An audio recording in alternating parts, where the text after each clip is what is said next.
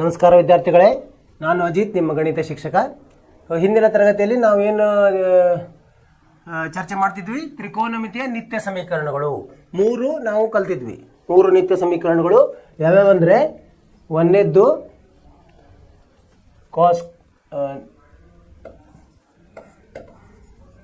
ತ್ರಿಕೋನಮಿತಿಯ ನಿತ್ಯ ಸಮೀಕರಣಗಳು. ನಿತ್ಯ ಸಮೀಕರಣಗಳಂದ್ರೆ ಏನು? ನಿತ್ಯ ಸಮೀಕರಣಗಳಂದರೆ ಇಲ್ಲಿ ಕೋನಗಳಿಗೆ ಸಂಬಂಧಿಸಿದ ಯಾವುದೇ ಎಲ್ಲ ಕೋನಗಳಿಗೂ ಅವು ಆ ಹೇಳಿಕೆಗಳು ಸತ್ಯವಾಗಿರ್ತದೆ. ಅವಕ್ಕೆ ನಿತ್ಯ ಸಮೀಕರಣಗಳು ಅಂತ ಹೇಳ್ತೇವೆ. ಒಂದನೇದು ಬಂದು ಕಾಸ್ ಸ್ಕ್ವೇರ್ ಎ ಸಂಕಲನ ಸೈನ್ ಸ್ಕ್ವೇರ್ ಎ ಸಮ 1. ಎರಡನೇದು ಬಂದು ಇದು ಒಂದು ಕಲ್ತಿದ್ವಿ. ಆಮೇಲೆ 1 ಸಂಕಲನ ಟ್ಯಾನ್ ಸ್ಕ್ವೇರ್ ಎ ಸಮ ಸೀಕೆಂಡ್ ಸ್ಕ್ವೇರ್ ಎ. ಮೂರನೇದು ಬಂದು 1 ಸಂಕಲನ ಕಾಟ್ ಸ್ಕ್ವೇರ್ ಎ ಸಮ ಕೋಸೆಕ್ ಸ್ಕ್ವೇರ್ ಎ. ಇವು ಮೂರನ್ನು ಉಪಯೋಗಿಸಿ ನಮಗೆ ಇನ್ನು ಹೊಸ ಹೊಸ ನಿತ್ಯ ಸಮೀಕರಣಗಳನ್ನು ಮಾಡ್ಬೋದು. ಹೇಗಂದ್ರೆ ಕಾಸ್ ಸ್ಕ್ವೇರ್ ಎ ಅಲ್ಲೇ ಇಟ್ಟು ಅಂದರೆ ಸೈನ್ ಸ್ಕ್ವೇರ್ ಎ ಈ ಕಡೆ ತೊಗೊಂಡು ಬಂದ್ರೆ ಏನಾಗುತ್ತೆ, ಕಾಸ್ ಸ್ಕ್ವೇರ್ ಎ ಸಮ 1 ಮೈನಸ್ ಸೈನ್ ಸ್ಕ್ವೇರ್ ಎ. ಅಥವಾ ಸೈನ್ ಸ್ಕ್ವೇರ್ ಎ ಅಲ್ಲೇ ಇಟ್ಟು ಅದನ್ನು ಕಾಸ್ ಸ್ಕ್ವೇರ್ ಬಲಭಾಗಕ್ಕೆ ತಂದರೆ ಏನಾಗುತ್ತೆ, ಸೈನ್ ಸ್ಕ್ವೇರ್ ಎ ಸಮ 1 ಮೈನಸ್ ಕಾಸ್ ಸ್ಕ್ವೇರ್ ಎ ಆಗುತ್ತೆ. ಅದೇ ಥರ ಟ್ಯಾನ್ ಸ್ಕ್ವೇರ್ ಎ ಅಂದರೆ ಸೀಕೆಂಡ್ ಸ್ಕ್ವೇರ್ ಎ ಮೈನಸ್ ಋಣ 1, ಅಥವಾ ಸೀಕೆಂಡ್ ಸ್ಕ್ವೇರ್ ಎ ಋಣ ಟ್ಯಾನ್ ಸ್ಕ್ವೇರ್ ಎ ಸಮ 1. ನಂತರ ಹಾಗೆ ಎರಡೆರಡು ಮಾಡ್ಬೋದು. ಅದರಿಂದ ಈಗ ಕಾಟ್ ಸ್ಕ್ವೇರ್ ಎ ಅಲ್ಲೇ ಇಟ್ಟರೆ ಕಾಸ್ ಎಕ್ಸ್ ಸ್ಕ್ವೇರ್ ಎ ಋಣ 1, ಅಥವಾ ಕಾಸ್ ಎಕ್ಸ್ ಸ್ಕ್ವೇರ್ ಎ ಋಣ ಕಾಟ್ ಸ್ಕ್ವೇರ್ ಎ ಸಮ 1. ಹೀಗೆ ಸೊ 1ರಿಂದ 12 ಅಂದರೆ ಇನ್ನು 3ರಿಂದ 6 ಮಾಡ್ಬೋದು. ಸೊ 9 ನಿತ್ಯ ಸಮೀಕರಣಗಳನ್ನು ರಚಿಸ್ಬೋದು. ಇವುಗಳನ್ನು ಮುಂದೆ ಲೆಕ್ಕದಲ್ಲಿ ಉಪಯೋಗಿಸಿ ಅದರ ನಮಗೆ ಉಪಯೋಗ ಗೊತ್ತಾಗ್ತದೆ. ಸೊ ಇದರಿಂದ ಏನು ಮಾಡಿದ್ವಿ, ನಾವು ಉದಾಹರಣೆಗಳನ್ನು ನೋಡಿದ್ವಿ. ಉದಾಹರಣೆಗಳನ್ನು ನಾನು ನಿಮಗೆ ಮನೆಯಲ್ಲಿ ಮತ್ತೊಮ್ಮೆ ಪ್ರಯತ್ನ ಮಾಡಲಿಕ್ಕೆ ಹೇಳಿದ್ದೆ, ನೀವು ಮಾಡಿರ್ತೀರಿ ಅವನ್ನ. ಸೊ ಅಭ್ಯಾಸವನ್ನು ಶುರು ಮಾಡಿದ್ವಿ ನಾವು. 1, 2, 3 ಮುಖ್ಯ ಪ್ರಶ್ನೆಗಳನ್ನು ಮುಗಿಸಿದ್ವಿ. ಇವೆಲ್ಲ ನಿಮಗೆ ಅರ್ಥವಾಗಿದೆ ಅಂತ ತಿಳ್ಕೊಂಡಿದ್ದೀನಿ. ಸೊ ಇದರಿಂದ ಮುಂದಿನ ಇದಕ್ಕೆ ಹೋಗೋಣಂತ. ಯಾವುದೋ 4ನೆಯ ಮುಖ್ಯ ಪ್ರಶ್ನೆ, 8.3 4ನೆಯ ಮುಖ್ಯ ಪ್ರಶ್ನೆ ಏನಂತಿದೆ, ವ್ಯಾಖ್ಯಾನಿಸಲ್ಪಟ್ಟ ಹೇಳಿಕೆಗಳಲ್ಲಿನ ಕೋನಗಳು ಲಘು ಕೋನಗಳಾಗಿದ್ದಾವೆ. ಇಲ್ಲೇನ ಥೀಟಾ ಅಂತ ಕೊಟ್ಟಿದ್ದಾರಲ್ಲ, ಅವೆಲ್ಲ ಲಘು ಕೋನಗಳಾಗಿವೆ. ಈ ಕೆಳಗಿನ ಸಮೀಕರಣಗಳನ್ನು ಸಾಧಿಸಿ. ಇಲ್ಲೇನು ಕೊಟ್ಟಿದ್ದಾರಲ್ಲ, ಇವನ್ನು ಸಾಧಿಸಬೇಕು. ಅಂದರೆ ಎಡಭಾಗ ಸಮ ಬಲಭಾಗ ಅಂತ ಮಾಡಬೇಕು. ಒಂದೊಂದಾಗಿ ಮಾಡ್ತಾ ಹೋಗೋಣಂತೆ. 1ನೆಯ ಉಪಪ್ರಶ್ನೆ ಏನಿದೆ, ಕಂಸದಲ್ಲಿ ಕೋಸೆಕ್ ಥೀಟಾ ಋಣ ಕಾಟ್ ಥೀಟಾ ವರ್ಗ ಸಮ 1 ಋಣ ಕಾಸ್ ಥೀಟಾ ಭಾಗಲಬ್ಧ 1 ಸಂಕಲನ ಕಾಸ್ ಥೀಟಾ ಅಂತ ಕೊಟ್ಟಿದ್ದಾರೆ. ಇದನ್ನು ಹೇಗೆ ಮಾಡೋದು, ನಾವು ಒಂದೊಂದಾಗಿ ಮಾಡ್ತಾ ಹೋಗೋಣಂತೆ. ಈಗ ನೋಡಿ, ಈಗ ಇದು ಹೇಗಿದೆ, ಈಗ ಎಡಭಾಗವನ್ನು ತಗೊಳ್ಳೋಣಂತೆ. ಮೊದಲು ಎಡಭಾಗ ಏನಂತಿದೆ, ಕಂಸದಲ್ಲಿ ಕೋಸೆಕ್ ಥೀಟಾ ಋಣ ಕಾಟ್ ಥೀಟಾ ವರ್ಗ. ಇದು ಹೆಂಗಿದೆ, ನಮ್ಮ ಏನು ಎ ಋಣ ಬಿ ವರ್ಗ ಇದ್ದಂಗಿದೆ. ಎ ಋಣ ಬಿ ದ ವರ್ಗ ಏನು, ಎ ಸ್ಕ್ವೇರ್ ಸಂಕಲನ ಬಿ ಸ್ಕ್ವೇರ್ ಋಣ 2ab. ಅದನ್ನು ಬರೆಯೋಣಂತೆ ಇಲ್ಲಿ. ಈಗ ಇದನ್ನು ಹೇಗೆ ಬರೀಬೇಕು ನಾವು, ಕೋಸೆಕ್ ಥೀಟಾ ವರ್ಗ ಅಂದ್ರೆ ಕೋಸೆಕ್ ಸ್ಕ್ವೇರ್ ಥೀಟಾ ಸಂಕಲನ ಕಾಟ್ ವರ್ಗ ಥೀಟಾ ಋಣ 2 ಕೋಸೆಕ್ ಥೀಟಾ ಗುಂಡ್ಲೆ ಕಾಟ್ ಥೀಟಾ. ಇದು ಅರ್ಥವಾಯ್ತು. ಇದು 1ನೆಯ ಹಂತ. ಆಮೇಲೆ ಏನು ಮಾಡೋದು, ಈಗ ಕೋಸೆಕ್ ಥೀಟಾ ಕಾಟ್ ಥೀಟಾ ಅಂದರೆ ಏನು ಬರ್ತದೆ, ಕೋಸೆಕ್ ಸ್ಕ್ವೇರ್ ಥೀಟಾ ಅಂದರೆ ಏನು. ಈಗ ನೋಡಿ, ಇದನ್ನು ನಾವು ಇಲ್ಲಿ ಮಾಡಿದ್ವಲ್ಲ ನಿತ್ಯ ಸಮೀಕರಣಗಳು, ಅದರ ಉಪಯೋಗ ತಗೊಂಡಂತೆ. ಈಗ ಕಾಟ್ ಸ್ಕ್ವೇರ್ ಥೀಟಾ ಅಂದರೆ ಏನಿದೆ, ಕೋಸೆಕ್ ಸ್ಕ್ವೇರ್ ಥೀಟಾ ಋಣ 1. ಇದ್ರದ್ದು ಉಪಯೋಗ ಇಲ್ಲಿ ತಗೊಂಡಂತೆ.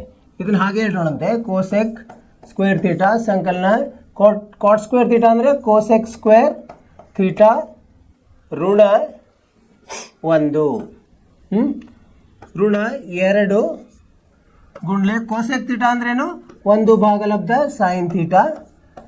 ಆಮೇಲೆ ಕಾಟ್ ಥೀಟಾ ಅಂದರೆ ಕಾಸ್ ಥೀಟಾ ಭಾಗಲಬ್ಧ ಸೈನ್ ಥೀಟಾ.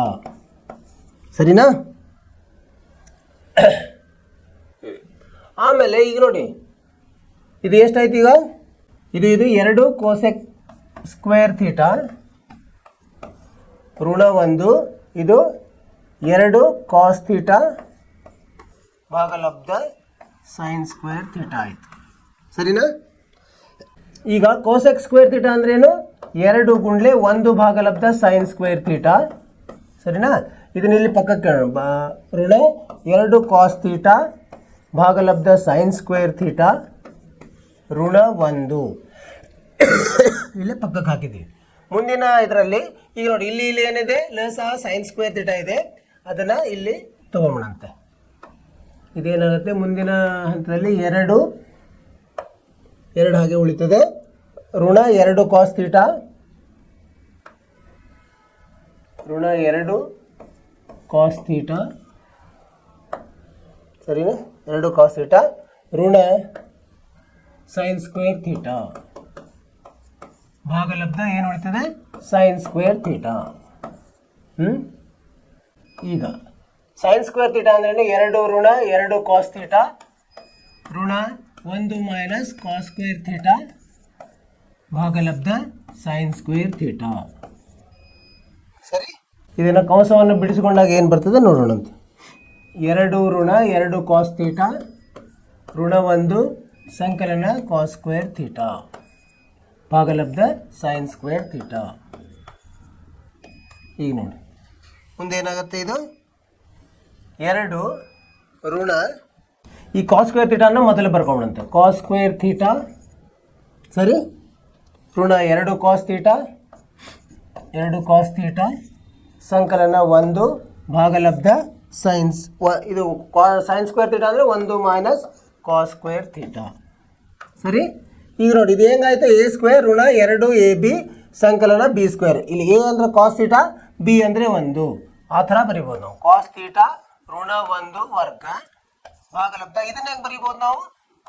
ಎ ಸ್ಕ್ವೇರ್ ಋಣ ಬಿ ಸ್ಕ್ವೇರ್ 1 ಋಣ ಕಾಸ್ ಥೀಟಾ 1 ಸಂಕಲನ ಕಾಸ್ ಥೀಟಾ ಅಂತ ಬರಿಬೋದು. ಸರಿನಾ? ಇಲ್ಲಿ ಮುಂದೆ ಬರಿತೀನಿ. ಈಗ ಇದರಲ್ಲಿ ಇದು ಈಗ ಮುಂದಿನ ಹಂತದಲ್ಲಿ ಏನಾಗ್ತದೆ, ಇದನ್ನು ಹಾಗೆ ಇಡೋಣಂತೆ. ಕಾಸ್ ಥೀಟಾ ಋಣ 1 ವರ್ಗ ಭಾಗಲಬ್ಧ. ಇಲ್ಲಿ ಇದು ಋಣ 1 ಹೊರಗೆ ತಗೊಂಡಂತೆ ಋಣ ಕಾಸ್ ಥೀಟಾ ಋಣ 1 ಕಾಸ್ ಥೀಟಾ ಸಂಕಲನ 1. ಇದು ಯಾಕೆ ಬದಲಿ ಆಯ್ತು ಅಂದರೆ ಇಲ್ಲಿ ಋಣ 1 ಆ ಕಡೆ, ಯಾಕಂದರೆ ಇದು ಒಂದೊಂದು ನಾವು ರದ್ದು ಮಾಡಬೇಕಾಗಿದೆ.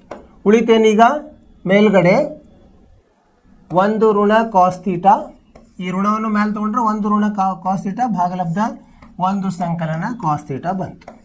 ಇದೇನಿದೆ? ಇದೇ ಬಲಭಾಗವಿದೆ. ಸೊ ಇದಕ್ಕೇನು ಅನ್ಬೋದು ನಾವು? ಇದೇ ಬಲಭಾಗ. ಅದರಿಂದ ಏನಾಯಿತು? ಎಡಭಾಗ ಸಮ ಬಲಭಾಗ ಆಯಿತು. ಏನು ಮಾಡಿದ್ವಿ ನಾವು ಇಲ್ಲೇ ನೋಡೋಣಂತೆ. ಮೊದಲು ಅವರು ಇದೊಂದು ಎಡಭಾಗ ಬಲಭಾಗ ಒಂದು ತ್ರಿಕೋನಮಿತಿಯ ಇದನ್ನು ಕೊಟ್ಟಿದ್ದಾರೆ ಅವರು. ಒಂದು ಸಮೀಕರಣ ಕೊಟ್ಟಿದ್ದಾರೆ. ಸೊ ಅದರಲ್ಲಿ ನಾವೇನು ಮಾಡಿದ್ವಿ, ಮೊದಲು ಎಡಭಾಗವನ್ನು ತೊಗೊಂಡ್ವಿ. ಎಡಭಾಗದಲ್ಲಿ ಕಾಸ್ ಥೀಟಾ ಮತ್ತು ಕಾಟ್ ಥೀಟಾವನ್ನು ನಾವು ಏನಾಯ್ತು, ಇದು ಎ ಋಣ ಬಿ ವರ್ಗ ಇದ್ದಂಗಿದೆ, ಅದನ್ನು ಬಿಡಿಸಿದ್ವಿ. ಬಿಡಿಸಿದ ತಕ್ಷಣ ನಮಗೇನು ಬಂತು? ಅದು ಸಮೀಕರಣ ಬಂತು. ಅದನ್ನು ಕೋಸೆಕ್ ಥೀಟಾವನ್ನು ಏನು ಮಾಡಿದ್ವಿ ನಾವು? ಸೈನ್ ಥೀಟಾದಲ್ಲಿ ಹೇಳಿದ್ವಿ. ಕಾಟ್ ಥೀಟಾವನ್ನು ಕಾಸ್ ಥೀಟಾ ಸೈನ್ ಥೀಟಾದಲ್ಲಿ ಹೇಳಿ ಅದನ್ನು ಮುಂದೆ ಸರಳ ಮಾಡ್ತಾ ಹೋದಂಗೆ ನಮಗೇನು ಬಂತು? ಈ ಥರ ಒಂದು ಮುಂದೆ ಹಂತ ಹಂತವಾಗಿ ಅವು ರದ್ದಾಗಿ ಕೊನೆಗೆ ಉಳಿದಿದ್ದೇನೋ ಬಲಭಾಗದಲ್ಲಿ ಇರೋದೇ ಬಂತು. ಸೊ ಇದು ಹೇಗೆ ನಾವು ರದ್ದು ಮಾಡಬೇಕು ಅದನ್ನು ನಾವು ತಿಳ್ಕೋಬೇಕು. ಸೊ ಯಾವುದು ನಾವು ನಿತ್ಯ ಸಮೀಕರಣಗಳನ್ನು ಇಲ್ಲಿ ಉಪಯೋಗಿಸಿದರೆ ನಮಗೆ ಇದು ಬರ್ತದೆ ಅಂತ. ಇಲ್ಲಿ ನಿತ್ಯ ಸಮೀಕರಣಗಳ ಉಪಯೋಗ ತುಂಬ ಮುಖ್ಯ ಆಗ್ತದೆ. ಇಲ್ಲಿ ನೋಡ್ರಿ, ಸೈನ್ ಸ್ಕ್ವೇರ್ ಥೀಟಾ ಇದ್ದಲ್ಲಿ ಏನು ಮಾಡಿದ್ವಿ? ನಿತ್ಯ ಸಮೀಕರಣ 1 ಋಣ ಕಾಸ್ ಸ್ಕ್ವೇರ್ ಥೀಟಾ ಉಪಯೋಗಿಸಿದ್ವಿ. ಆಮೇಲೆ ಮತ್ತೆ ಇಲ್ಲೆಲ್ಲಿ ಏನು ಉಪಯೋಗಿಸಿದ್ವಿ? ಇಲ್ಲಿ ನೋಡ್ರಿ, ಕಾಸೆಕ್ ಸ್ಕ್ವೇರ್, ಇದು ಕಾಸ್ ಸ್ಕ್ವೇರ್ ಥೀಟಾವನ್ನು ಇದು ಕಾಟ್ ಸ್ಕ್ವೇರ್ ಥೀಟಾ ಅಂದ್ರೆ ಏನು? ಕೋಸೆಕ್ ಸ್ಕ್ವೇರ್ ಥೀಟಾ ಋಣ 1. ಸೊ ಇಲ್ಲಿ ಇದರದ್ದು ಉಪಯೋಗಿಸಿದ್ವಿ. ಈ ಥರ ನಮಗೆ ಉಪಯೋಗ ಮಾಡೋದು ಗೊತ್ತಾಗಬೇಕು. ಗೊತ್ತಾಯ್ತಂದರೆ ನಮಗೆ ಲೆಕ್ಕವು ಸರಳವಾಗಿ ತಿಳಿತಾ ಹೋಗ್ತದೆ. ಮುಂದಿನ ಪ್ರಶ್ನೆಗೆ ಹೋಗೋಣಂತೆ. ಎರಡನೆಯ ಉಪಪ್ರಶ್ನೆ ಏನಿದೆ? ಎರಡನೇ ಉಪಪ್ರಶ್ನೆ, ಇಲ್ಲಿ ಒಂದು ಎಡಭಾಗ ಬಲಭಾಗ ಕೊಟ್ಟಿದ್ದಾರೆ. ಇಲ್ಲಿ ಯಾವುದು ದೊಡ್ಡದಿರ್ತಲ್ಲ ಅದನ್ನು ಬಿಡಿಸ್ತಾ ಹೋಗೋದು. ಈಗ ಬಲಭಾಗದಲ್ಲಿ ಚಿಕ್ಕದಿದೆ, ಎಡಭಾಗವನ್ನು ಬಿಡಿಸಿ ನಮಗೆ ಬಲಭಾಗವನ್ನು ತರಬೇಕು. ಲೆಕ್ಕವನ್ನು ಬರ್ಕೊಂಡ್ಬಂತೆ. ಕಾಸ್ ಎ ಭಾಗಲಬ್ಧ 1 ಸಂಕಲನ ಸೈನ್ ಎ ಸಂಕಲನ 1 ಸಂಕಲನ ಸೈನ್ ಎ ಭಾಗಲಬ್ಧ ಕಾಸ್ ಎ ಸಮ ಏನಂತ ಸಾಧಿಸ್ಬೇಕು ನಾವು 2 sec a ಅಂತ ಸಾಧಿಸ್ಬೇಕು. ಸೊ ಅದಕ್ಕೆ ಏನು ಮಾಡೋಣ ನಾವೀಗ ಮೊದಲು ಎಡಭಾಗವನ್ನು ತೊಗೊಂಡು, ಯಾಕೆ ಎಡಭಾಗ ತೊಗೋತೀವಿ, ಎಡಭಾಗ ದೊಡ್ಡದಿರ್ತದೆ, ಅದನ್ನು ನಾವು ಸರಳ ಮಾಡ್ತಾ ಮಾಡ್ತಾ ಸಂಕ್ಷಿಪ್ತಗೊಳಿಸಿ ಬಲಭಾಗಕ್ಕೆ ಬರೋದು. ಬಲಭಾಗ ಚಿಕ್ಕದಿರುತ್ತೆ, ಅದನ್ನು ದೊಡ್ಡದು ಮಾಡಲಿ ಹೋಗೋದು ತುಂಬ ಕಷ್ಟ ಆಗ್ತದೆ. ಸೊ ಇದನ್ನು ತಗೊಂಡು ಬರ್ಕೊಂಬಿಡಂತ. ಈಗ ಕಾಸ್ ಎ ಭಾಗಲಬ್ಧ ಒಂದು ಸಂಕಲನ ಸೈನ್ ಎ ಸಂಕಲನ ಒಂದು ಸಂಕಲನ ಸೈನ್ ಎ ಭಾಗಲಬ್ಧ ಕಾಸ್ ಎ, ಈ ಥರ ಇದೆ. ಇದಕ್ಕೇನು ಮಾಡೋಣ ನಾವು, ಲಸ ಏನಾಗುತ್ತೆ, ಒಂದು ಸಂಕಲನ ಸೈನ್ ಎ ಗುಂಡ್ಲೆ ಕಾಸ್ ಎ ಆಗುತ್ತೆ. ಲಸ ಒಂದು ಸಂಕಲನ ಸೈನ್ ಎ ಗುಂಡ್ಲೆ ಕಾಸ್ ಎ ಆಗುತ್ತೆ. ಈಗ ನಾವೇನು ಮಾಡೋದು, ಇಲ್ಲಿ ಏನಾಗ್ತದೆ, ಕಾಸ್ ಎ ಇಂದ ಗುಣಿಸ್ಬೇಕಾಗ್ತದೆ. ಕಾಸ್ ಎ ಇಂದ ಗುಣಿಸಿದ್ರೆ ಇಲ್ಲಿ ಏನು ಬಂತು, ಕಾಸ್ ಸ್ಕ್ವೇರ್ ಎ ಬಂತು. ಸಂಕಲನ ಇಲ್ಲಿ ಏನು ಗುಣಿಸ್ಬೇಕು, ಒಂದು ಸಂಕಲನ ಸೈನ್ ಎದಿಂದ ಗುಣಿಸ್ಬೇಕು. ಒಂದು ಸಂಕಲನ ಸೈನ್ ಎ ವರ್ಗ ಆಗ್ತದೆ. ಇಲ್ಲಿ ಕತ್ತರಿ ಗುಣಾಕಾರ, ಇದನ್ನ ಮುಂದೆ ಬಿಡಿಸೋಣಂತೆ. ಕಾಸ್ ಸ್ಕ್ವೇರ್ ಎ ಸಂಕಲನ, ಇದು ಎ ಪ್ಲಸ್ ಬಿ ವರ್ಗ ಇದ್ದಂಗೆ, ಎ ಸ್ಕ್ವೇರ್, ಒಂದರ ವರ್ಗ 1, ಸೈನ್ ಎದ ವರ್ಗ ಸೈನ್ ಸ್ಕ್ವೇರ್ ಎ ಸಂಕಲನ 2 ಸೈನ್ ಎ ಭಾಗಲಬ್ಧ ಏನು ಬರ್ತದೆ, ಇದನ್ನು ಹಾಗೆ ಹೇಳೋಣಂತೆ. ಒಂದು ಸಂಕಲನ ಸೈನ್ ಎ ಗುಣಿಸೋದು ಬೇಡ, ಮುಂದೆ ಒಮ್ಮೊಮ್ಮೆ ಏನಾಗ್ತದೆ, ರದ್ದಾಗ್ತಿರ್ತದೆ. ಈಗೇನು ಬಂತು ನೋಡ್ರಿ, ಕಾಸ್ ಸ್ಕ್ವೇರ್ ಎ ಈ ಸೈನ್ ಸ್ಕ್ವೇರ್ ಏನು ಬರ್ತದೆ, 1 ಬರ್ತದೆ. ಸಂಕಲನ ಇದು ಒಂದು ಇದೆ, ಸಂಕಲನ 2 ಸೈನ್ ಎ. ಇದು ಮತ್ತು ಇದನ್ನು, ಇದು ಮತ್ತು ಇದರದ್ದೇನು ನಾವು ನಿತ್ಯ ಸಮೀಕರಣ ನೋಡಿದ್ರೆ ಕಾಸ್ ಸ್ಕ್ವೇರ್ ಎ ಸಂಕಲನ ಸೈನ್ ಸ್ಕ್ವೇರ್ ಎ ಎಷ್ಟಕ್ಕಿರುತ್ತೆ, 1ಕ್ಕೆ ಸಮ ಇರ್ತದೆ. ಇಲ್ಲೊಂದು ಒಂದಿದೆ, ಒಂದು ಸಂಕಲನ 1 ಭಾಗಲಬ್ಧ, ಇದು ಹಾಗೆ ಹೇಳ್ತದೆ. ಒಂದು ಸಂಕಲನ ಸೈನ್ ಎ ಗುಂಡ್ಲೆ ಕಾಸ್ ಎ. ಈಗ ನೋಡಿ ಇಲ್ಲೇನಾಯಿತು, 2 ಸಂಕಲನ 2 ಸೈನ್ ಎ ಭಾಗಲಬ್ಧ ಒಂದು ಸಂಕಲನ ಸೈನ್ ಎ ಗುಂಡ್ಲೆ ಕಾಸ್ ಎ. ಇಲ್ಲಿ ಏನು ಸಾಮಾನ್ಯ ಇದೆ, 2 ಸಾಮಾನ್ಯ ಇದೆ, ಅದು ಹೊರಗಡೆ ತಗೊಂಡು 2 ಕಂಸದಲ್ಲಿ ಒಂದು ಸಂಕಲನ ಸೈನ್ ಎ ಭಾಗಲಬ್ಧ ಒಂದು ಸಂಕಲನ ಸೈನ್ ಎ ಗುಂಡ್ಲೆ ಕಾಸ್ ಎ. ಇಲ್ಲೇನಾಯ್ತು, ಇದು ರದ್ದಾಯ್ತದೆ. ಉಳಿತದೇನು, 2 ಭಾಗಲಬ್ಧ ಕಾಸ್ ಎ. ಕಾಸ್ ಎ ಅಂದ್ರೆ ಏನು, ಒಂದು ಭಾಗಲಬ್ಧ ಕಾಸ್ ಎ ಅಂದ್ರೆ ಸೆಕ್ಕೆ, 2 ಸೆಕ್ಕೆ ಬಂತು. ಇದೇನಿದೆ, ಇದು ಬಲಭಾಗವಿದೆ. ಸರಳವಾಗಿದೆ. ಇದು ಏನಂದ್ರೆ ಇಲ್ಲಿ 2 ಭಿನ್ನ ರಾಶಿ ರೂಪದಲ್ಲಿದೆ, ಅದರ ಲಸ ತಗೊಂಡು ಅದನ್ನ ಬಿಡಿಸ್ತಾ ಹೋಗೋದು. ಲಸ ತಗೊಂಡ್ರೆ ಏನಾಯ್ತು, ಇಲ್ಲಿ ಕಾಸ್ ಎದಿಂದ ಗುಣಾಕಾರ ಆಗ್ತದೆ, ಇಲ್ಲಿ ಒಂದು ಸಂಕಲನ ಸೈನ್ ಎಲ್ಲಿ ಗುಣಾಕಾರ ಆಗ್ತದೆ. ಅದನ್ನು ಎ ಪ್ಲಸ್ ಬಿ ಥರ ನಾವು ಕಂಸವನ್ನು ಬಿಡಿಸಿದಾಗ ನಮಗೇನು ಬರ್ತದೆ, ಒಂದು ಸಂಕಲನ ಸೈನ್ ಸ್ಕ್ವೇರ್ ಎ ಸಂಕಲನ 2 ಸೈನ್ ಎ ಬರ್ತದೆ. ಇಲ್ಲೇನಿದೆ, ಇಲ್ಲಿ ಒಂದು ಕಾಸ್ ಸ್ಕ್ವೇರ್ ಇದೆ, ಇಲ್ಲೊಂದು ಸೈನ್ ಸ್ಕ್ವೇರ್ ಇದೆ, ಅವೆರಡು ನಿತ್ಯ ಸಮೀಕರಣದ ಪ್ರಕಾರ 1. ಸೊ ಇಲ್ಲಿ 1 ಇದೆ, ಇದು 1, 2 ಆಯ್ತು. ಈಗ 2 ಅದು ಸಂಕಲನ 2 ಸೈನ್ ಎ ಆಯಿತು. 2 ಇಲ್ಲಿ ಸಾಮಾನ್ಯ ಇದೆ, ಅದನ್ನು ಹೊರಗಡೆ ತೆಗೆದ್ರೆ 2 ಕಂಸದಲ್ಲಿ ಒಂದು ಸಂಕಲನ ಸೈನ್ ಎ. ಸೊ ಕೆಳಗಡೆನೂ ಒಂದು ಸಂಕಲನ ಸೈನ್ ಎ ಇದೆ, ಅವು ರದ್ದಾದು. ಉಳಿದದ್ದೇನು 2 ಭಾಗಲಬ್ಧ ಕಾಸ್ ಎ ಇದೆ, ಅಂದರೆ 2 ಸೆಕ್ಕೆ. ಇದು ಬಲಭಾಗ. ಸರಳವಾಗಿದೆ. ಇದೇನಂದ್ರೆ ನೀವು ಹೇಗೆ ನಾವು ನಿತ್ಯ ಸಮೀಕರಣಗಳನ್ನು ಉಪಯೋಗ ತಗೋತೀವಿ, ಅದರ ಮೇಲೆ ನಮಗೆ ಲೆಕ್ಕಗಳು ಸರಳವಾಗಿ ಬರ್ತದೆ. ಮುಂದಿನ ಲೆಕ್ಕಕ್ಕೆ ಹೋಗೋಣಂತೆ. ಮೂರನೇ ಲೆಕ್ಕ, ಮೂರನೇದೇನಿದೆ ನೋಡ್ರಿ, ಟ್ಯಾನ್ ಥೀಟಾ ಭಾಗಲಬ್ಧ ಒಂದು ಋಣ ಕಾಟ್ ಥೀಟಾ ಸಂಕಲನ ಕಾಟ್ ಥೀಟಾ ಭಾಗಲಬ್ಧ ಒಂದು ಋಣ ಟ್ಯಾನ್ ಥೀಟಾ ಸಮ ಏನು ಮಾಡ್ಬೇಕು ನಾವು, ಒಂದು ಸಂಕಲನ sec theta only cosec theta ಅಂತ ಮಾಡಬೇಕು. ಹೆಂಗೆ ಮಾಡೋದು ಇದಕ್ಕೇನು ಮಾಡೋಣ ಅಂದರೆ, ನಾವು ಈ ಟ್ಯಾನನ್ನು ಅವ್ರು ಹೇಳಿದ್ದಾರೆ, ಒಂದು ಸುಳುವು ಕೊಟ್ಟಿದ್ದಾರೆ, ಸೈನ್ ಮತ್ತು ಕಾಸ್ರಲ್ಲಿ ಬರೆದುಕೊಂಡ್ರೆ ನಮಗೆ ಸರಳವಾಗಿ ಬರ್ತದೆ. ಎಡಭಾಗದಿಂದ ಶುರು ಮಾಡೋಣ. ಸೈನ್ ಥೀಟಾ ಅಂದ್ರೆ ಏನು, ಇದು ಟ್ಯಾನ್ ಥೀಟಾ ಅಂದರೆ ಸೈನ್ ಥೀಟಾ ಭಾಗಲಬ್ಧ ಕಾಸ್ ಥೀಟಾ ಭಾಗಲಬ್ಧ ಒಂದು ಋಣ ಕಾಟ್ ಥೀಟಾ ಅಂದರೆ ಕಾಸ್ ಥೀಟಾ ಭಾಗಲಬ್ಧ ಸೈನ್ ಥೀಟಾ. ಇದು ಗೊತ್ತಿರಬೇಕು ನಿಮಗೆ. ಇದು ಕಾಟ್ ಥೀಟಾ ಅಂದರೆ ಕಾಸ್ ಥೀಟಾ ಭಾಗಲಬ್ಧ ಸೈನ್ ಥೀಟಾ ಭಾಗಲಬ್ಧ ಒಂದು ಋಣ sine theta ಭಾಗಲಬ್ಧ cos theta.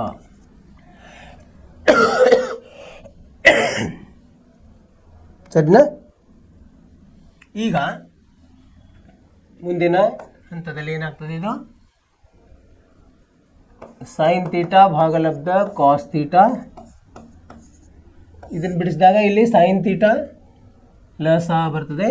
Sign theta ಋಣ ಕಾಸ್ ತೀಟಾ ಭಾಗಲಬ್ಧ ಸೈನ್ ತೀಟಾ ಸಂಕಲನ ಇಲ್ಲಿ ಕಾಸ್ ತೀಟಾ ಭಾಗಲಬ್ಧ ಸೈನ್ ತೀಟಾ ಭಾಗಲಬ್ಧ ಕಾಸ್ ತೀಟಾ ಋಣ ಸೈನ್ ತೀಟಾ ಭಾಗಲಬ್ಧ ಕಾಸ್ ತೀಟಾ ಬರ್ತದೆ.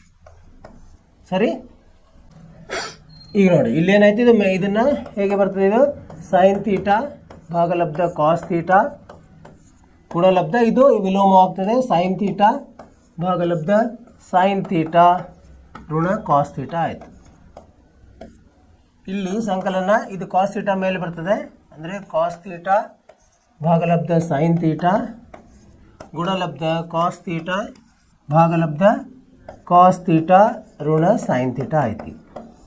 ಸರಿನಾ? ಸೊ ಇದು ಮುಂದಿನ ಹಂತದಲ್ಲಿ ಸೈನ್ ತೀಟಾ ಮತ್ತು ಸೈನ್ ತೀಟಾ ಅಂತ ಗುಣಿಸಿದರೆ ಸೈನ್ ಸ್ಕ್ವೇರ್ ತೀಟಾ ಆಯಿತು ಭಾಗಲಬ್ಧ ಕಾಸ್ ತೀಟಾ ಗುಂಡ್ಲೆ ಸೈನ್ ತೀಟಾ ಋಣ ಕಾಸ್ ತೀಟಾ ಸಂಕಲನ ಇದು ಏನಾಯಿತು, ಕಾಸ್ ಸ್ಕ್ವೇರ್ ತೀಟಾ ಭಾಗಲಬ್ಧ ಸೈನ್ ತೀಟಾ ಗುಂಡ್ಲೆ ಕಾಸ್ ತೀಟಾ ಋಣ ಸೈನ್ ತೀಟಾ ಹಾಗೆ ಉಳಿತು.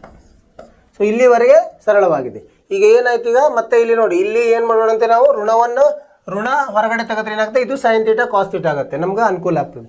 ಅದು ಮುಂದಿನ ಹಂತದಲ್ಲಿ ಬರೋಣಂತೆ. ಈಗ ಏನಾಯ್ತು, ಸೈನ್ ಸ್ಕ್ವೇರ್ ತೀಟಾ ಭಾಗಲಬ್ಧ ಏನಿದೆ ಇಲ್ಲಿ ಕೊನೆ ಇದರಲ್ಲಿ ಕಾಸ್ ತೀಟಾ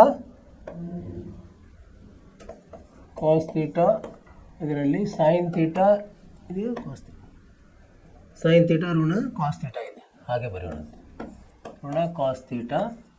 ಈಗ ಏನು ಮಾಡೋಣ, ಇಲ್ಲಿ ಋಣವನ್ನು ಹೊರಗಡೆ ತೆಗೆಯೋಣ ಅಂದರೆ ಇದು ಒಂದೇ ಥರ ಆಗ್ತದೆ, ಋಣತದ ಇಲ್ಲಿ ಈ ಸಂಕಲನ ಇರೋದು, ಇದು ವ್ಯವಕಲನ ಆಗ್ತದೆ.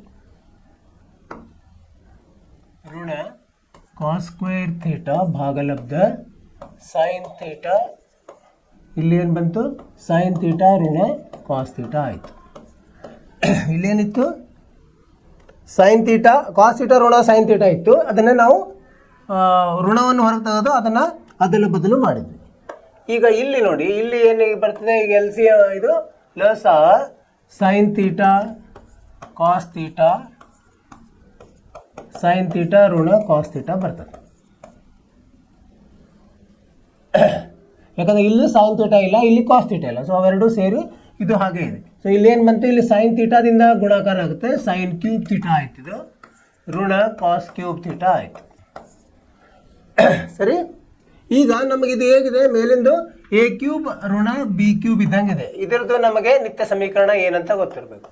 ಎ ಋಣ ಬಿ, ಇದರಲ್ಲಿ ಎ ಸ್ಕ್ವೇರ್ ಸಂಕಲನ ಎ ಬಿ ಸಂಕಲನ ಬಿ ಸ್ಕ್ವೇರ್, ಇದು ಗೊತ್ತಿರಬೇಕು ನಾವು.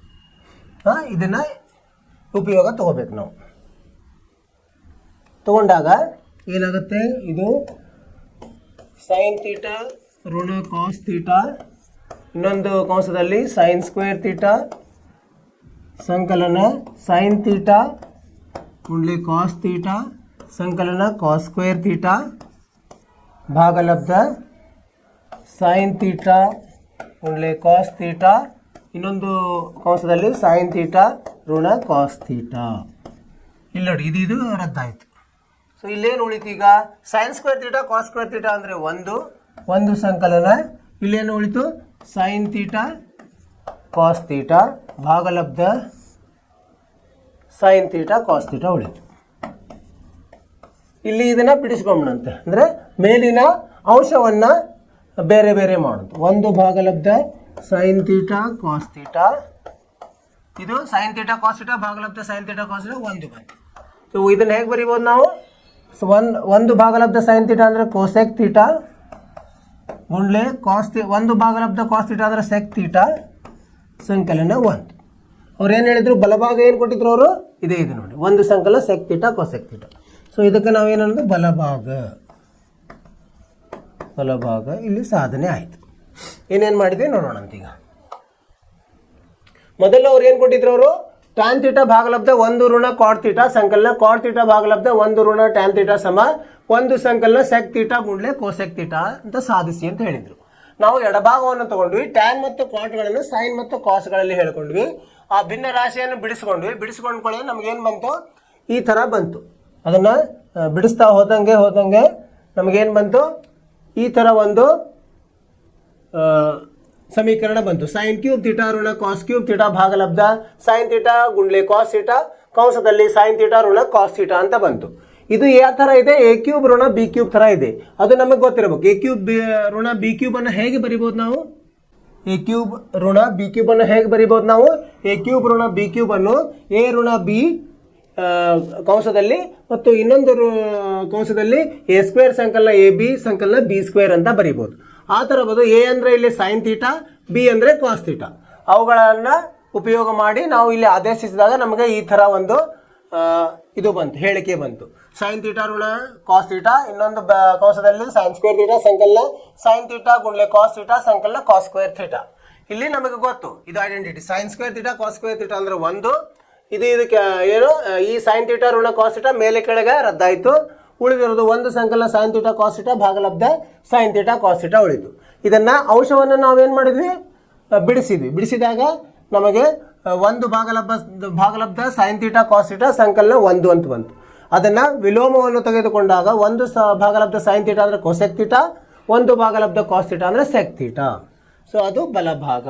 ಈ ಥರ ಇದ್ರದ ಉತ್ತರವನ್ನು ಬಂದ್ವಿ. ಅಂದರೆ ನಾವಿಲ್ಲಿ ನಿತ್ಯ ಸಮೀಕರಣಗಳನ್ನು ಉಪಯೋಗಿಸಿ ತಗೊಂಡು ಬಂದ್ವಿ. ಸೊ ಇದು ತುಂಬ ಮಹತ್ವದಾಗ್ತದೆ. ನೀವು ನಿತ್ಯ ಸಮೀಕರಣಗಳನ್ನು ಸರಿಯಾಗಿ ತಿಳ್ಕೋಬೇಕು, ಅಂದರೆ ನಿಮಗೆ ಇದು ಸರಳವಾಗಿ ಬಿಡಿಸ್ಲಿಕ್ಕೆ ಬರ್ತದೆ. ನೀವು ಮನೆಯಲ್ಲಿ ಪ್ರಯತ್ನ ಮಾಡಬೇಕು ಜಾಸ್ತಿ. ಮುಂದೆ ಹೋಗೋಣಂತೆ. ಈಗ ಎಷ್ಟನೇದಾಯಿತು, 3ನೇದಾಯಿತು. 4ನೇ ಲೆಕ್ಕಕ್ಕೆ ಹೋಗೋಣಂತೆ. 4 ಏನಿದೆ 4ನೇದ್ದು,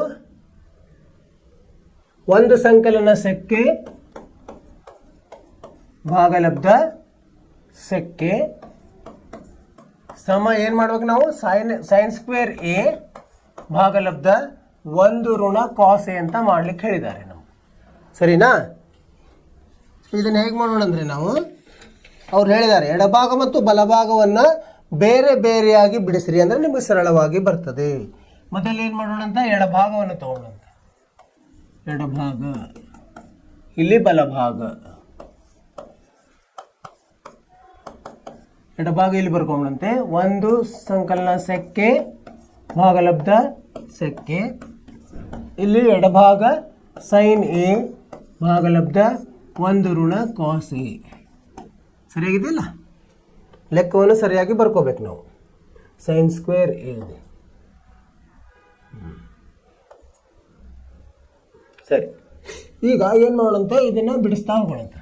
1 ಸಂಕಲನ ಸೆಕ್ಕೆ, ಇದು ಸೆಕ್ಕೆಯನ್ನು ಕಾಸ್ ಎದಲ್ಲಿ ಬರ್ಕೊಂಡು 1 ಸಂಕಲನ 1 ಭಾಗಲಬ್ಧ ಕಾಸ್ ಎ ಭಾಗಲಬ್ಧ 1 ಭಾಗಲಬ್ಧ ಕಾಸ್ ಎ ಆಯಿತು.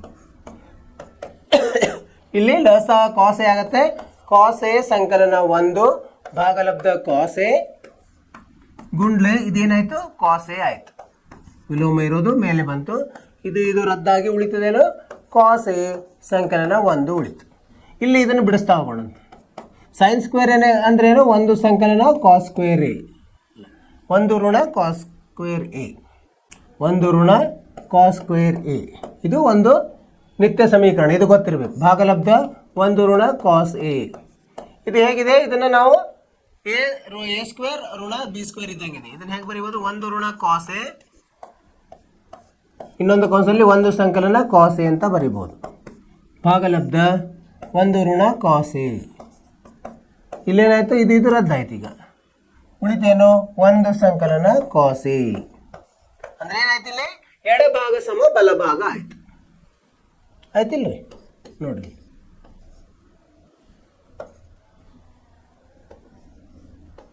ಎಡಭಾಗ ಬಲಭಾಗ ಹೀಗೆ ಸಾಧಿಸಿದ್ವಿ ನಾವು. ಅರ್ಥವಾಯ್ತು? ಏನಂದ್ರೆ ಇಲ್ಲಿ ಅವರು ಸುಳುವು ಕೊಟ್ಟಿದ್ರು, ಅಂದ್ರೆ ಎಡಭಾಗವನ್ನು ಬೇರೆ ಮಾಡಿ ಬಿಡಿಸ್ರಿ, ಬಲಭಾಗವನ್ನು ಬೇರೆ ಮಾಡಿ ಬಿಡಿಸ್ರಿ, ನಿಮಗೆ ಉತ್ತರಗಳು ಒಂದೇ ಬರ್ತದೆ ಅಂತ. ಅದಕ್ಕೆ ನಾವೇನು ಮೊದಲು ಎಡಭಾಗವನ್ನು ತೊಗೊಂಡ್ವಿ, ಸೆಕ್ಕೆಯನ್ನು ಕಾಸಲ್ಲಿ ಹೇಳಿದ್ವಿ. ಅದನ್ನು ನಾವು ಭಿನ್ನರಾಶಿಯನ್ನು ಬಿಡಿಸಿದಾಗ ನಮಗೇನು ಬಂತು, ಕಾಸ್ ಎ ಸಂಕಲನ 1 ಬಂತು.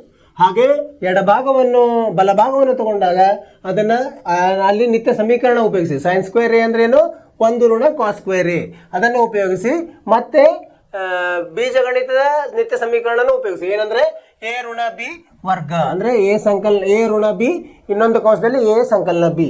ಅವೆರಡನ್ನು ಇಲ್ಲಿ ಏನದು ಛೇದ ಮತ್ತು ಅಂಶದಲ್ಲಿ ಒಂದೊಂದು ಇವುಗಳು ಕಂಸಗಳು ರದ್ದಾದವು. ಉಳಿದಿರೋದು ಒಂದು ಸಂಕಲನ ಕಾಸ್ ಎ ಬಂತು ಇಲ್ಲಿ. ಸೊ ಎರಡು ಕಡೆ ಒಂದೇ ಬಂತು, ನಮ್ಮ ಉತ್ತರ ಸರಿಯಾಗಿದೆ. ಅರ್ಥವಾಯಿತು ವಿದ್ಯಾರ್ಥಿಗಳೇ? ಮುಂದೆ ಹೋಗೋಣಂತ 5ನೇ ಪ್ರಶ್ನೆ ಏನಿದೆ ನೋಡೋಣ. 5ನೇ ಪ್ರಶ್ನೆ, cos x square A, cos x square ಇದನ್ನು ಉಪಯೋಗಿಸ್ಬೇಕು ನಾವು. ಲೆಕ್ಕ ಅದು ಅಲ್ಲ, ನಾವು ಯಾವ ನಿತ್ಯ ಸಮೀಕರಣ ಉಪಯೋಗಿಸ್ಲಿಕ್ಕೆ ಅವ್ರು ಹೇಳಿದ್ದಾರೆ. ಕಾಸ್ ಎಕ್ಸ್ ಸ್ಕ್ವೇರ್ ಎ ಸಮ ಒಂದು ಸಂಕಲನ ಕಾಟ್ ಸ್ಕ್ವೇರ್ ಅನ್ನು ಉಪಯೋಗಿಸಿ ನಾವು ಇದನ್ನು ಬಿಡಿಸಬೇಕು. ಯಾವುದು? ಕಾಸ್ ಎ ಋಣ ಸೈನ್ ಎ ಸಂಕಲನ 1 ಭಾಗಲಬ್ಧ ಕಾಸ್ ಎ ಸಂಕಲನ ಸೈನ್ ಎ ಋಣ 1 ಸಮ ಕೋಸೆಕ್ ಎ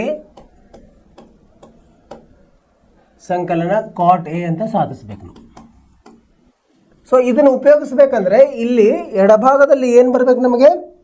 ಆ ಥರ ಬರಬೇಕು, ಕಾಸೆಕ್ ಕಾಟ್ ಬರಬೇಕು. ಕಾಸೆಕ್ ಮತ್ತು ಕಾಟ್ ಬರಬೇಕಂದ್ರೆ ಏನು ಮಾಡ್ಬೇಕು ನಾವು? ಅಲ್ಲಿ ಕಾಸ್ ಇದ್ದದನ್ನು ನಮಗೆ ಕಾಟ್ ಬರಬೇಕಂದ್ರೆ ಎಲ್ಲದರಲ್ಲಿ ಸೈನ್ ಇಂದ ಭಾಗಿಸ್ಬೇಕು. ಸೊ ಒಂದಕ್ಕೆ ಭಾಗಿಸ್ಲಿಕ್ಕಾಗಲ್ಲ, ಎಲ್ಲಾನು ಮೇಲನ್ನು ಭಾಗಿಸ್ಬೇಕು, ಕೆಳಗನ್ನು ಭಾಗಿಸ್ಬೇಕು. ಸೊ ಅದನ್ನ ಏನು ಬರೆಯೋಣಂತೆ? ಅಂಶ ಮತ್ತು ಛೇದಕ್ಕೆ ಏನು ಮಾಡೋಣಂತೆ? ಸೈನ್ ಎದಿಂದ ಭಾಗಿಸೋಣಂತೆ. ಸೈನ್ ಎದಿಂದ ಭಾಗಿಸಿ. ಸೊ ಅವಾಗ ಏನಾಗುತ್ತೆ? ಎಡಭಾಗ ಕಾಸ್ ಎ ಭಾಗಲಬ್ಧ ಸೈನ್ ಎ ಆಗುತ್ತೆ, ಋಣ ಸೈನ್ ಎ ಭಾಗಲಬ್ಧ ಸೈನ್ ಎ ಆಗ್ತದೆ. ಅರೆ ಸರಿ, ಎಲ್ಲದಕ್ಕೂ ಭಾಗಿಸ್ಬೇಕು. ಸಂಕಲನ 1 ಭಾಗಲಬ್ಧ ಸೈನ್ ಎ ಪೂರ್ಣ ಭಾಗಲಬ್ಧ ಕಾಸ್ ಎ ಭಾಗಲಬ್ಧ ಸೈನ್ ಎ ಸಂಕಲನ ಸೈನ್ ಎ ಭಾಗಲಬ್ಧ ಸೈನ್ ಎ ಋಣ 1 ಭಾಗಲಬ್ಧ ಸೈನ್ ಎ ಆಗುತ್ತೆ. ಸೊ ಈಗ ನೋಡಿ, ಕಾಸ್ ಎ ಭಾಗಲಬ್ಧ ಸೈನ್ ಎ ಅಂದ್ರೇನು? Cot A.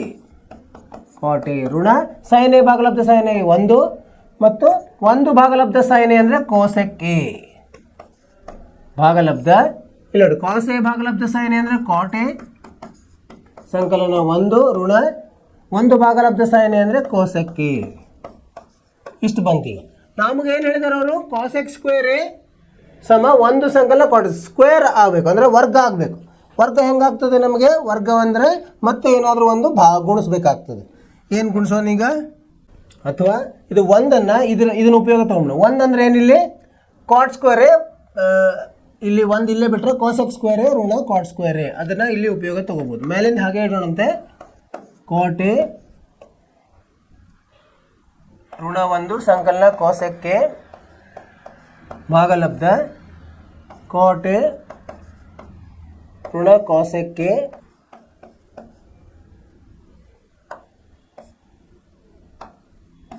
ಕೋಸೆಕ್ ಇದನ್ನಲ್ಲಿ ಇಟ್ವಿ. ಸಂಕಲನ 1 ಅಂದರೆ ಕಾಟ್ ಸ್ಕ್ವೇರ್, ಇದನ್ನು ಏನು ಕೋಸೆಕ್ ಸ್ಕ್ವೇರ್ ಎ ಋಣ ಕಾಟ್ ಸ್ಕ್ವೇರ್ ಎ. ಇದು ಕಾಟ್ ಸ್ಕ್ವೇರ್ ಎ ಇಲ್ಲಿ ತೊಗೊಂಡು ಬಂದು ಎಡಗಡೆಗೆ. ಸೊ ಇಲ್ಲಿ ಏನು ಮಾಡೋದು ಈಗ ಮುಂದೆ ಅಂದರೆ, ಇಲ್ಲಿ ಏನಾದರೂ ಒಂದು ಸಾಮಾನ್ಯ ಇದೆ ನೋಡೋಣಂತೆ. ಇದು ನೋಡಿ, ಇದು ಹೇಗಿದೆ? ಎ ಸ್ಕ್ವೇರ್ ಋಣ ಬಿ ಸ್ಕ್ವೇರ್ ಇದ್ದಂಗಿದೆ. ಅದನ್ನು ಬಿಡಿಸ್ಕೊಂಬಂತೆ. ಕಾಟ್ ಎ ಋಣ 1 ಸಂಕಲನ ಕೋಸೆಕ್ ಎ ಭಾಗಲಬ್ಧ, ಇದು ಹಾಗೆ ಉಳಿತು. ಕಾಟ್ ಎ ಸಂಕಲನ ಕೋಸೆಕ್ ಎ, ಇದನ್ನು ಸಂಕಲನ ಕೋಸೆಕ್ ಎ ಋಣ ಕಾಟ್ ಎ, ಇನ್ನೊಂದು ಕೋಸದಲ್ಲಿ ಕೋಸೆಕ್ ಎ ಸಂಕಲನ ಕಾಟ್ ಎ ಆಯಿತು.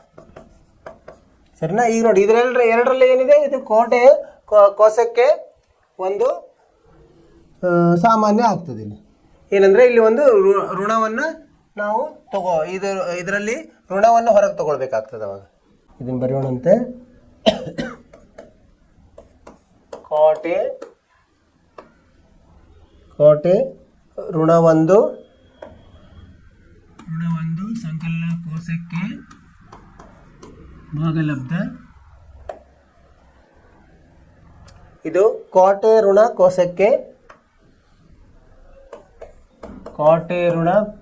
ಕೋಶಕ್ಕೆ ಮತ್ತು ಇಲ್ಲಿ ಏನು ಮಾಡೋಣಂತೆ, ಋಣವನ್ನು ಹೊರಗೆ ತಗೊಳ್ಳಂತೆ. ಋಣ ಕಾಸ ಅಂದರೆ ಕೋಟೆ ಋಣ ಕೋಶಕ್ಕೆ ಆಗ್ತದೆ.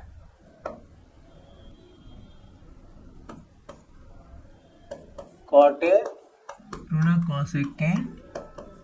ಇನ್ನೊಂದು ಇದರಲ್ಲಿ ಏನು ಉಳಿತೀಗ, ಇಲ್ಲಿ ಕೋಶಕ್ಕೆ ಸಂಕಲನ ಕೋಟೆ ಉಳಿತು.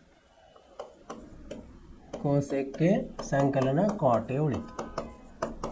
ಈಗ ಇಲ್ಲಿ ನೋಡ್ರಿ, ಮೇಲಿಂದ ಹಾಗೆ ಇಡೋಣಂತೆ. ಕೋಟೆ ಋಣ ಒಂದು ಸಂಕಲನ ಕೋಶಕ್ಕೆ ಭಾಗಲಬ್ಧ.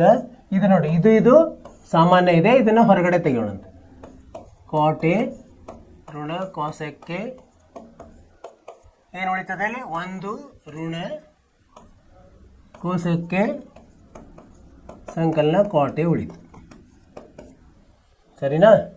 ಈಗ ನೋಡಿ, ಬಲಭಾಗ ಏನು ಮಾಡ್ಬೇಕು ನಾವು, ಕೋಶಕ್ಕೆ ಸಂಕಲನ ಕೋಟೆ ಅಂತ ಮಾಡಬೇಕು. ಈಗ ಏನಾಯ್ತು ನೋಡಿ, ಇಲ್ಲಿ ಒಂದು ಸಾಮಾನ್ಯವನ್ನು ತೆಗೋಣಂತ. ಇಲ್ಲಿ ನೋಡಿ, ಇದನ್ನು ಋಣ ಒಂದನ್ನು ಹೊರಗಡೆ ತೊಗೊಂಡ್ರೆ ಏನಾಗ್ತದೆ, ಒಂದು ಋಣ ಕೋಟೆ ಋಣ ಕೋಶಕ್ಕೆ ಆಯಿತು. ಸರಿನಾ? ಕೋಶಕ್ಕೆ ಆಯಿತು. ಭಾಗಲಬ್ಧ ಇದೇನಾಯಿತು, ಕೋಟೆ ಋಣ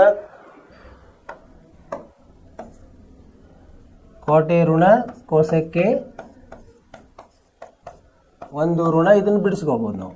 ಒಂದು ಋಣ ಕೋಶಕ್ಕೆ ಋಣ ಕೋಟೆ ಆಯಿತು. ಸರಿನಾ? ಈಗೇನಾಯಿತು, ಇದು ರದ್ದಾಯಿತು. ಉಳಿತೇನು, ಋಣ ಒಂದು ಭಾಗಲಬ್ಧ ಕೋಟೆ ಋಣ ಕೋಶಕ್ಕೆ. ಇದಕ್ಕೇನು ಗುಣಿಸೋಣಂತೆ, ಮೇಲೆ ಕೆಳಗೆ ಕೋಟೆ ಸಂಕಲನ ಕೋಶಕ್ಕೆ ಗುಣಿಸೋಣಂತೆ. ಭಾಗಲಬ್ಧ ಕೋಟೆ ಸಂಕಲನ ಕೋಶಕ್ಕೆ ಏನು ಬಂತಿದು, ಇದು ಋಣ ಇರಲಿ, ಮೇಲೆ ಉಳಿತು ಕೋಟೆ ಸಂಕಲನ ಕೋಶಕ್ಕೆ ಭಾಗಲಬ್ಧ. ಇದೇನು ಬಂತು, ಇದು ಋಣ ಇಲ್ಲಿ ತೊಗೊಂಡ್ರೆ ಇದು ಅದಲಿ ಬದಲಿ ಆಗಿ ಏನಾಗುತ್ತೆ, ಕೋಸೆಕ್ ಸ್ಕ್ವೇರ್ ಎ ಋಣ ಕಾಟ್ ಸ್ಕ್ವೇರ್ ಎ ಆಯಿತು.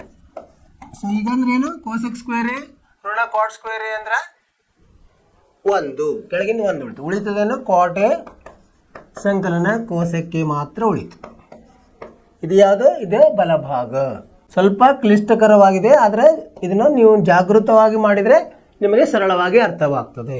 ಏನೇನು ಮಾಡಿದೆ ನೋಡೋಣ ಅಂತೇಳಿ. ಮೊದಲು ಅವರು ಈ ಥರ ಒಂದು ಲೆಕ್ಕವನ್ನು ಕೊಟ್ಟಿದ್ದಾರೆ, ಎಡಭಾಗ ಬಲಭಾಗ. ನಾವೇನು ಮಾಡಿದ್ವಿ, ಎಡಭಾಗವನ್ನು ತೊಗೊಂಡ್ವಿ. ಅವ್ರು ಏನು ಹೇಳಿದರು, ಕೋಸೆಕ್ ಸ್ಕ್ವೇರ್ ಎ ಋಣ ಕಾಟ್ ಸ್ಕ್ವೇರ್ ಎ ಅಥವಾ ಕೋಸೆಕ್ ಸ್ಕ್ವೇರ್ ಎ ಸಮ ಒಂದು ಸಂಕಲನ ಕಾಟ್ ಸ್ಕ್ವೇರ್ ಎ, ಈ ನಿತ್ಯ ಸಮೀಕರಣ ಉಪಯೋಗಿಸಿ ಇದನ್ನು ಬಿಡಿಸ್ರಿ ಅಂದರು. ಸೊ ಅದನ್ನು ಬಿಡಿಸ್ಬೇಕಂದ್ರೆ ನಮಗೆ ಕಾಸೆಕ್ ಕಾಟ್ ಯಾವಾಗ ಬರ್ತದೆ, ಇಲ್ಲಿ ಬರಬೇಕು ಅದು ಕಾಸೆಕ್ ಕಾಟ್. ಸೊ ಕಾಸ್ ಮತ್ತು ಸೈನ್ ಕೊಟ್ಟಿರೋದ್ರಿಂದ ಅದನ್ನು ಸೈನಿಂದ ಭಾಗಿಸಿ ನಾವು ಕಾಟ್ ಮತ್ತು ಕೋಸೆಕ್ಕನ್ನು ತೊಗೊಂಡು ಬಂದ್ವಿ. ಅಲ್ಲಿ ಕೋಸೆಕ್ ಮತ್ತು ಕಾಟ್ ತೊಗೊಂಡು ಬಂದು ಸಾಮಾನ್ಯ ಇರೋದ್ರಿಂದ ಏನು ಮಾಡಿದ್ವಿ ನಾವು, ಇದನ್ನು ಒಂದು ಇಲ್ಲಿ ನಿತ್ಯ ಸಮೀಕರಣ ಉಪಯೋಗಿಸಿದ್ವಿ. ಒಂದಲ್ಲಿ ನಿತ್ಯ ಸಮೀಕರಣ ಹೆಂಗೆ ಉಪಯೋಗಿಸಿದ್ವಿ ನಾವು, ಒಂದಂದರೆ ಕೋಸೆಕ್ ಸ್ಕ್ವೇರ್ ಎ ಋಣ ಕಾಟ್ ಸ್ಕ್ವೇರ್ ಎ ಅದನ್ನು ಉಪಯೋಗಿಸಿ ಇದನ್ನು ಮತ್ತೆ ನಮಗೆ ಬೀಜಗಣಿತದ ನಿತ್ಯ ಸಮೀಕರಣದ ಸಹಾಯದಿಂದ ಇದನ್ನು ಕೋಸಕ್ಕೆ ಋಣ ಕೋಟೆ, ಇನ್ನೊಂದು ಕೋಶದಲ್ಲಿ ಕೋಸಕ್ಕೆ ಸಂಕಲನ ಕೋಟೆ ಅಂತ ಉಪಯೋಗಿಸಿದ್ವಿ. ಅದನ್ನು ಬಿಡಿಸಿದಾಗ ಅದರಲ್ಲಿರೋ ಸಾಮಾನ್ಯ ಪದಗಳನ್ನು ತೆಗೆದು ನಾವು ಸರಳ ಮಾಡ್ತಾ ಹೋದಂಗೆ ನಮಗೆ ಬಲಭಾಗ ಸಿಕ್ತು. ಇದು ನಿಮ್ಗೆ ಅರ್ಥವಾಯ್ತು ಅಂತ ತಿಳ್ಕೊಂಡಿದ್ದೀನಿ ವಿದ್ಯಾರ್ಥಿಗಳೇ. ನೀವೇನು ಮಾಡಬೇಕು, ಮನೆಯಲ್ಲಿ ಇದನ್ನು ಹೆಚ್ಚು ಹೆಚ್ಚು ಪ್ರಯತ್ನ ಮಾಡಬೇಕು. ಪ್ರಯತ್ನ ಮಾಡಿದಾಗ ನಿಮಗೆ ಸರಳವಾಗಿ ಅರ್ಥ ತಿಳಿತದೆ ಅದು. ಇಲ್ಲಿ ಏನಂದರೆ ಇದನ್ನು ಜಾಸ್ತಿ ನೀವು ಪ್ರಯತ್ನ ಮಾಡಬೇಕು, ಅಂದರೆ ಬಿಡಿಸ್ತಾ ಹೋಗಬೇಕು. ಬಿಡಿಸಿದ್ದನ್ನೇ ಅದು ನೀವು ತಪ್ಪಿದ ಕಡೆ ಮತ್ತೆ ಎಲ್ಲಿ ತಪ್ಪಿದೆ ಅಂತ ನೋಡಬೇಕು, ಮತ್ತೆ ಬಿಡಿಸ್ಬೇಕು. ಇವರೇ ಏನು ತ್ರಿಕೋನಮಿತಿದು ಸ್ವಲ್ಪ ಟ್ರಿಗ್ನೋಮೆಟ್ರಿ ಜಾಸ್ತಿ, ಅದರಲ್ಲಿ ನಾವು ಸಮಯವನ್ನು ಕಳಿಬೇಕಾಗ್ತದೆ. 5 ಆಯ್ತು. ಈಗ ಆರನೇದು ನೋಡೋಣ. ಆರನೆಯ ಪ್ರಶ್ನೆ, ಆರನೆಯ ಉಪಪ್ರಶ್ನೆ ಏನಿದೆ? ವರ್ಗಮೂಲ ಒಂದು ಸಂಕಲನ ಸೈನ್ ಎ ಭಾಗಲಬ್ಧ ಒಂದು ವ್ಯವಕಲನ ಸೈನ್ ಎ ಸಮ ಸಕ್ಕೆ ಸಂಕಲನ ಟ್ಯಾನ್ ಎ ಅಂತ ಸಾಧಿಸ್ಬೇಕು ನಾವು. ಹೇಗೆ ಹೋಗೋದು ಇದಕ್ಕೆ ನೋಡೋಣಂತೆ. ಈಗ ಇದಕ್ಕೇನು ಮಾಡ್ಬೇಕಂದ್ರೆ ನಾವು ಇಲ್ಲಿ ಸೆಕ್ಕೆ ಟ್ಯಾನ್ ಎ ಬರ್ಬೇಕಂದ್ರೆ ಇಲ್ಲಿ ನಾವು ಸೆಕ್ಕೆ ಟ್ಯಾನ್ ಎ ಬರ್ಬೇಕಂದ್ರೆ ಸೈನನ್ನು ಒಂದು ಕಾಸ್ದಿಂದ ಭಾಗಿಸಿದ್ರೆ ಸೆಕ್ಕೆ ಟ್ಯಾನ್ ಎ ಬರ್ತದೆ. ಆ ಥರನೂ ಮಾಡ್ಬೋದು. ಇಲ್ಲ ಅಂದರೆ ನೇರವಾಗಿ ನಾವು ಎರಡು ಥರ ಮಾಡ್ಬೋದು. ನೋಡೋಣ. ಇದಕ್ಕೆ ದಾರಿಗಳು 2-3 ಇರ್ತದೆ. ತ್ರಿಕೋನ ಮಿತಿಯಲ್ಲಿ 2-3 ದಾರಿಗಳಿರ್ತದೆ. ನಮಗೆ ಯಾವುದು ಸರಳ ಇರ್ತದೆ ಅದನ್ನು ಮಾಡ್ಬೋದು. ಈಗ ಇಲ್ಲಿ ಮೇಲೆ ಕೆಳಗೆ ಒಂದು ಸಂಕಲನ ಸೈನ್ ಎದಿಂದ ಗುಣಿಸೋಣ. ಏನು ಬರ್ತದೆ ಅವಾಗ? ಎಡಭಾಗ ಒಂದು ಸಂಕಲನ ಸೈನ್ ಎ, ಇಲ್ಲಿ ಮೇಲೆ ಕೆಳಗೆ ಭಾಗಲಬ್ಧ ಒಂದು ಋಣ ಸೈನ್ ಎ, ಇಲ್ಲಿ ಮೇಲೆ ಕೆಳಗೆ ಒಂದು ಸಂಕಲನ ಸೈನ್ ಎದಿಂದ ಗುಣಿಸೋಣಂತೆ. ಅಂದರೆ ಅದರ ಬೆಲೆ ಏನೂ ಬದಲಿ ಆಗಲ್ಲ, ಆದರೆ ಅವುಗಳ ನಿತ್ಯ ಸಮೀಕರಣಗಳು ಬೇರೆ ಬೇರೆ ಆಗ್ತದೆ. ಅದು ಉಪಯೋಗ ಬರ್ತದೆ ನಾವು. ಇದು ವರ್ಗಮೂಲ ಒಂದು ಸಂಕಲನ ಸೈನ್ ಎದ ವರ್ಗ ಭಾಗಲಬ್ಧ ಇದು ಹೇಗಿದೆ? ಎ ಸಂಕಲನ ಬಿ, ಎ ಋಣ ಬಿ, ಒಂದು ಋಣ ಸೈನ್ ಸ್ಕ್ವೇರ್ ಎ ಆಯಿತು. ಈಗ ವರ್ಗಮೂಲ ಇಲ್ಲಿ ತೆಗೆಯೋಣ ಅಂತ ಬೇಕಾದ್ರೆ ವರ್ಗಮೂಲ ತೆಗೆದುಬಹುದು. ಈಗ ನೋಡಿ, ಇಲ್ಲಿ ವರ್ಗ ಇದೆ, ಇಲ್ಲಿ ವರ್ಗಮೂಲ ಇದೆ. ಅಂದರೆ ಉಳಿತೇನೋ ಒಂದು ಸಂಕಲನ ಸೈನ್ ಎ ಮಾತ್ರ ಉಳಿತಿಲ್ಲಿ. ಭಾಗಲಬ್ಧ ಇದೇನಾಯಿತು? ಒಂದು ಋಣ ಸೈನ್ ಸ್ಕ್ವೇರ್ ಎ ಅಂದರೆ ಕಾಸ್ ಸ್ಕ್ವೇರ್ ಎ, ವರ್ಗಮೂಲ ಹೋಗಿ ಉಳಿತದೇನು? ಕಾಸ್ ಎ ಉಳಿತದೆ. ಇದನ್ನು ಭಿನ್ನ ರಾಶಿಯನ್ನು ನಾವೇನು ಮಾಡೋಣ? ಅಂಶವನ್ನು 2 ಭಾಗದಲ್ಲಿದೆ, ಅದನ್ನು ಬಿಡಿಸೋಣಂತೆ. ಒಂದು ಭಾಗಲಬ್ಧ ಕಾಸ್ ಎ ಸಂಕಲನ ಸೈನ್ ಎ ಭಾಗಲಬ್ಧ ಕಾಸ್ ಎ ಆಯಿತು. ಅಂದರೆ ಏನಾಯಿತು? ಒಂದು ಭಾಗಲಬ್ಧ ಕಾಸ್ ಎ ಅಂದರೆ ಸೆಕ್ಕೆ ಸಂಕಲನ ಸೈನ್ ಎ ಭಾಗಲಬ್ಧ ಕಾಸ್ ಎ ಅಂದರೆ ಟ್ಯಾನ್ ಎ ಆಯಿತು. ಇದೇನಿದೆ? ಬಲಭಾಗವಿದೆ.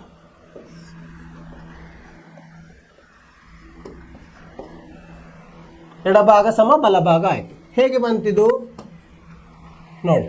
ಮೊದಲು ಎಡಭಾಗವನ್ನು ತಗೊಂಡ್ವಿ, ಅಲ್ಲಿ ವರ್ಗಮೂಲ ಇರೋದ್ರಿಂದ ನಾವೇನು ಮಾಡಿದ್ವಿ? ಅದನ್ನು ವರ್ಗ ಮಾಡ್ಕೊಳ್ಳಿಕ್ಕೆ ಒಳಗಡೆ ನಿತ್ಯ ಸಮೀಕರಣಗಳನ್ನು ತೊಗೊಂಡು ಬಂದ್ವಿ. ಹೆಂಗೆ ತೊಗೊಂಡ್ಬಂದ್ವಿ? ಮೇಲೆ ಕೆಳಗೆ ಒಂದು ಸಂಕಲನ ಸೈನ್ ಎಯಿಂದ ಗುಣಿಸಿದ್ವಿ. ಮೇಲೆ ಕೆಳಗೆ ಅವಾಗೇನಾಯಿತು?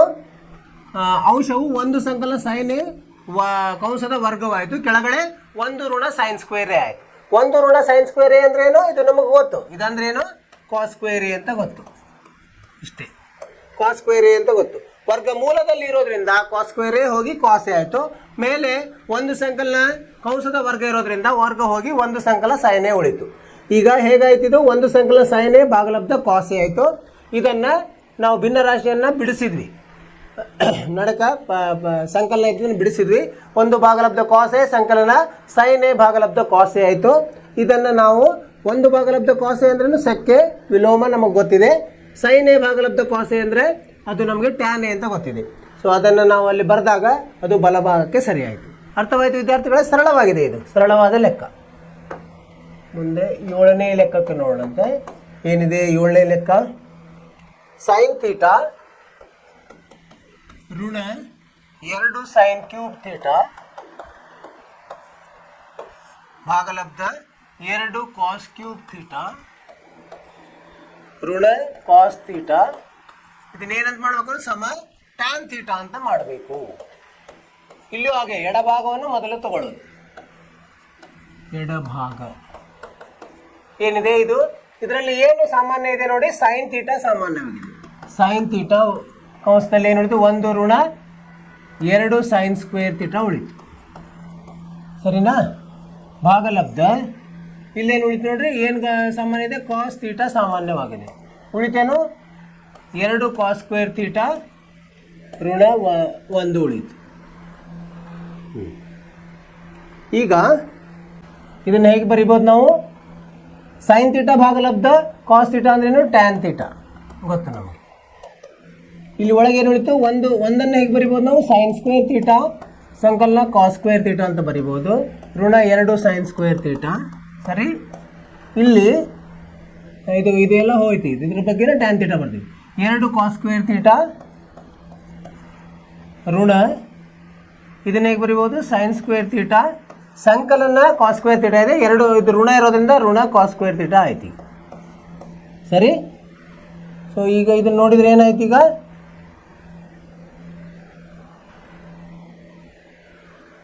ಇಲ್ಲಿ cos ಸ್ಕ್ವೇರ್ ಥೀಟಾ ಋಣ sin ಸ್ಕ್ವೇರ್ ಥೀಟಾ ಆಯ್ತು. ಇಲ್ಲಿ ಟ್ಯಾನ್ ಥೀಟಾ ಹಾಗೆ ಉಳಿತು.